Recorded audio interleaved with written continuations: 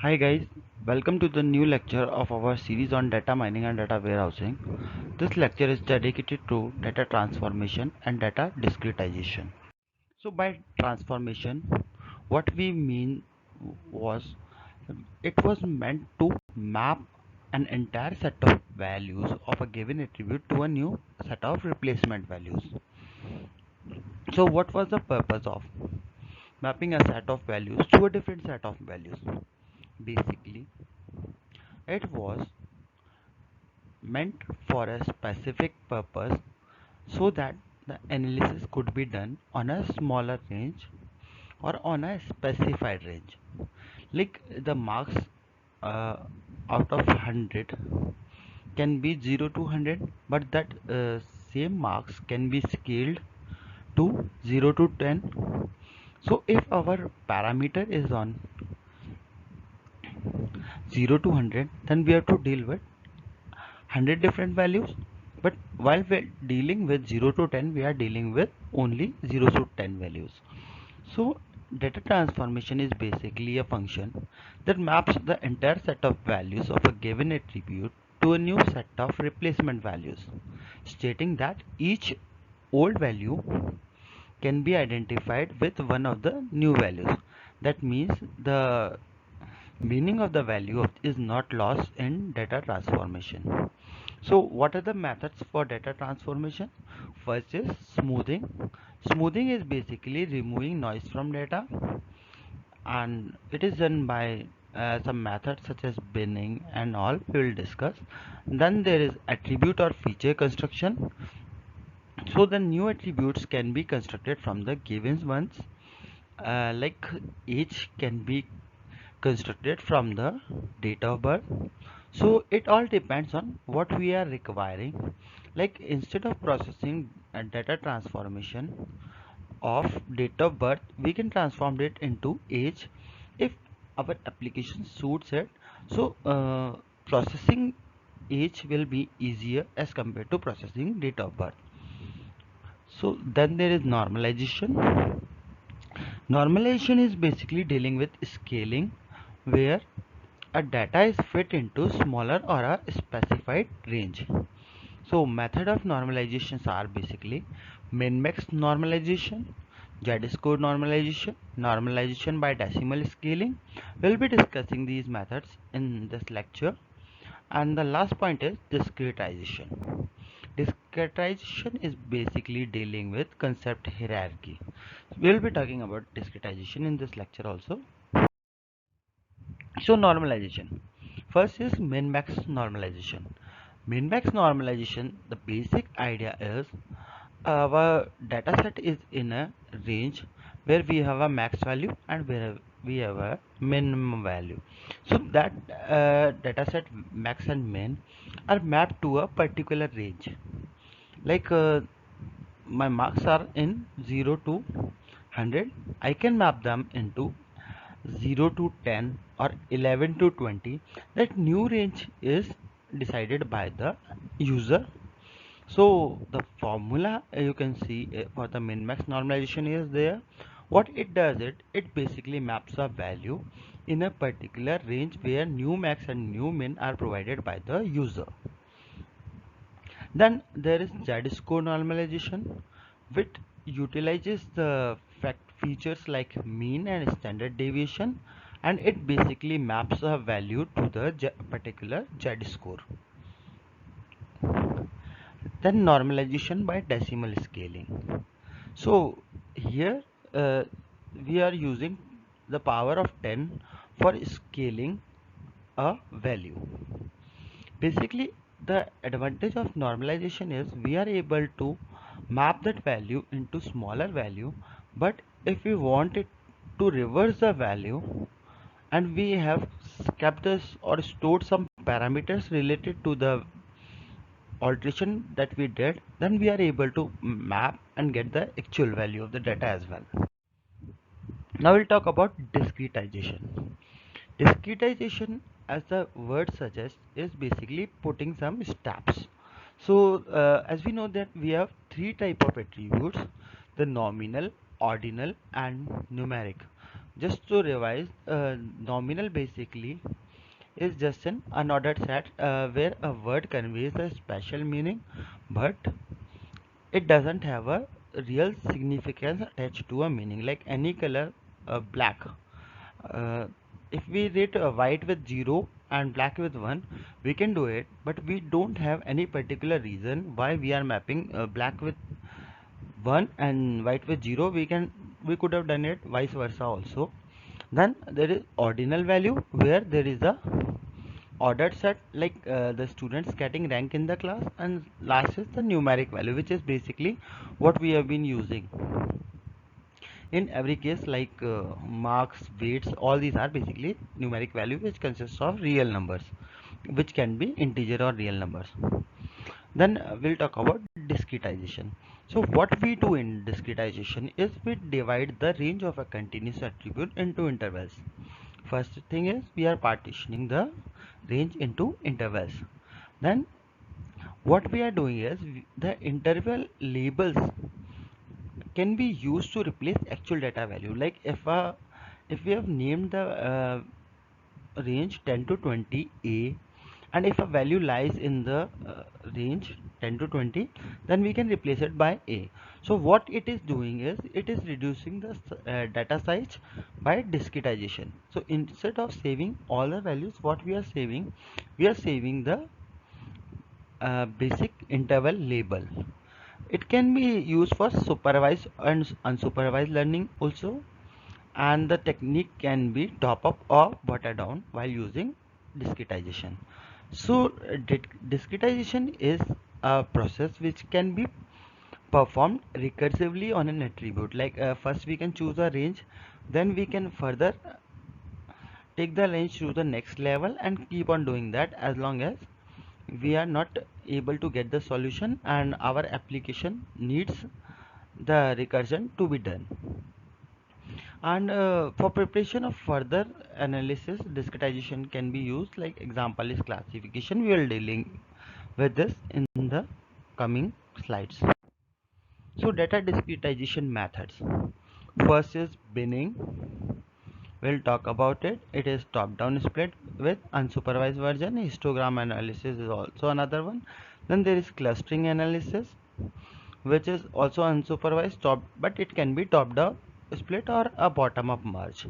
Then there is decision tree, which is supervised with top down split, and last is the correlation analysis, which is an example of unsupervised but bottom up merge.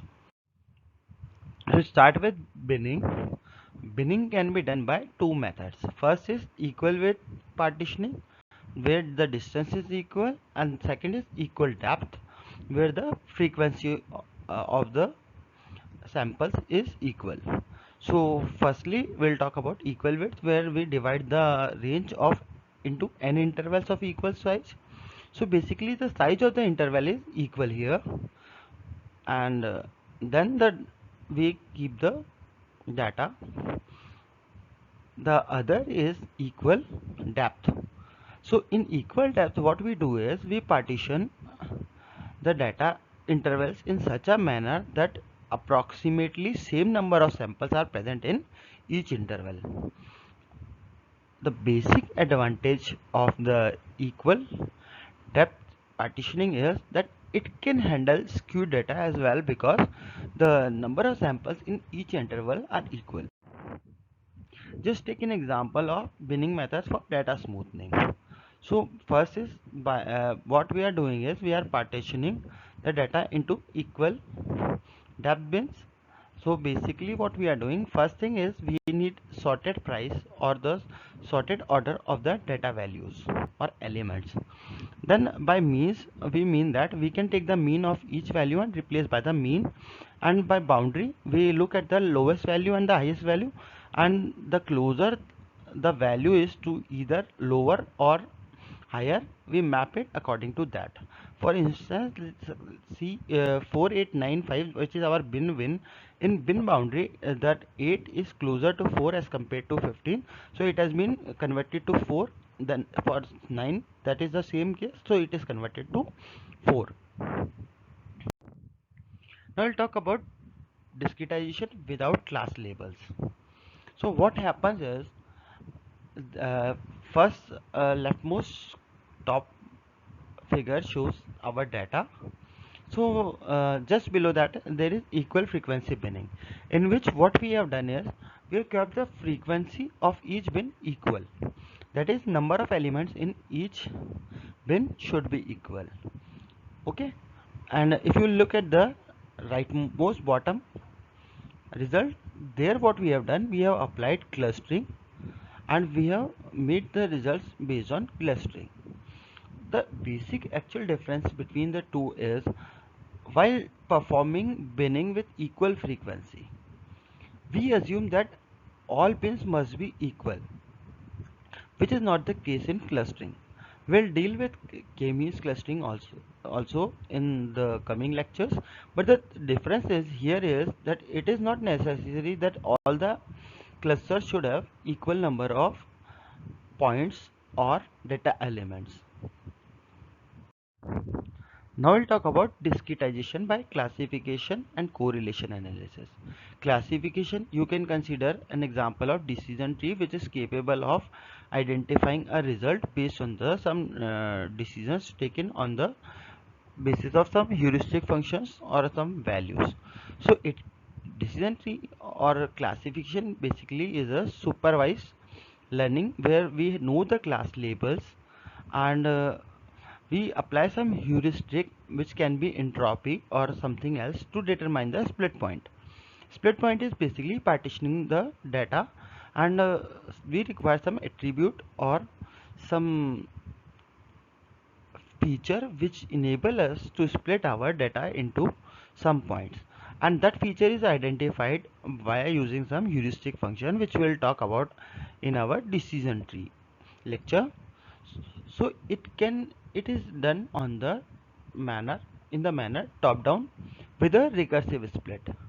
We'll be covering the detail in the coming lecture. So it is basically seventh chapter of your textbook, third edition of our Hennen-Gamber on decision tree. Then there is some correlation analysis, which example is chi-square. So chi-square is also an example of supervised which uses class information, but it is a bottom-up merge where we find the best neighboring interval to merge. So here also the merge is performed recursively, but what it turns out, it is basically a bottom-up merge as compared to the top-down of classification. Now we'll talk about concept hierarchy generation. So concept hierarchy organizes concepts, basically attributes values hierarchically, and is usually associated with each dimension in a data warehouse. So the concept hierarchy facilitates drilling and rolling in data warehouses to view data in multiple granularity. These drilling and rolling are basically operations which we'll be dealing in our next chapter of our Hennen-Gamber textbook, which is basically fourth chapter. These are operations performed, and drilling is just moving down the hierarchy and rolling is just moving up towards the hierarchy. So concept hierarchy formation, how it is done, basically we try to reduce the data recursively by collecting and replacing low level concepts such as numeric value for age by higher level concept such as youth, adult or senior. So just take an example where we are keeping the age of every individual. Instead of that, we made the three categories. So analyzing on the basis of these three categories is quite simple as compared to adding an numeric value age and then performing analysis taking age as a parameter as well. If our application permit us to deal with the higher level concepts youth, adult and senior, so what it does is it basically reduces the complexity of the application and makes the computation much more easier. So basically what it requires is concept hierarchy are explicitly specified by domain experts or by data warehouse designers who have the knowledge of what the data actually is and how we can generate the concept hierarchy based on the data. And concept hierarchy can automatically be formed for both numeric and nominal data. Like the example of age, we could have made any partition if our application would have permitted. So concept hierarchy generation for nominal data. So specification of a partial or total ordering of attribute explicitly at the schema level by users or expert. What usually we do, when we are filling the address, how we fill? First fill the city name, then the city street name, city, state, country. This is what we do. So it is basically what we are doing. So basically what we are doing, if our level of investigation is at the street level, what schema we will be looking forward for is the street level.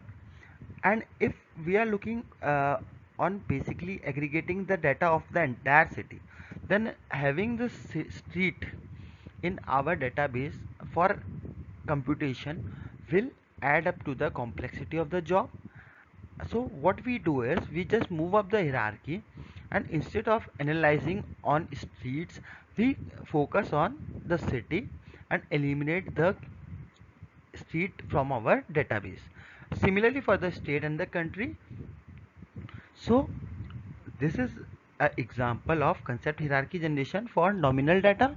Our street, city name, state name and country name are just nominal data. So you have taken an example where what we have done, we have deal with the nominal data and created concept hierarchy generation.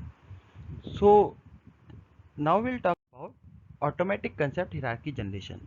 Some hierarchies sometimes are generated automatically based on the analysis of some distinct values per attribute in the dataset. By here we mean that if the it is not possible to have 10,000 country and 100 cities. It will always be the vice versa case, like the number of cities will be much more than the country. This way what happens is the database engine or some computational algorithms are able to identify which attributes should be at the lower level and which should be at the higher level. So this helps in generating the concept hierarchy automatically. With this we come to the end of this lecture. Take care of yourself, keep studying, and in case of any query you can mail me at utsav@gweca.ac.in. Thank you for your time and support.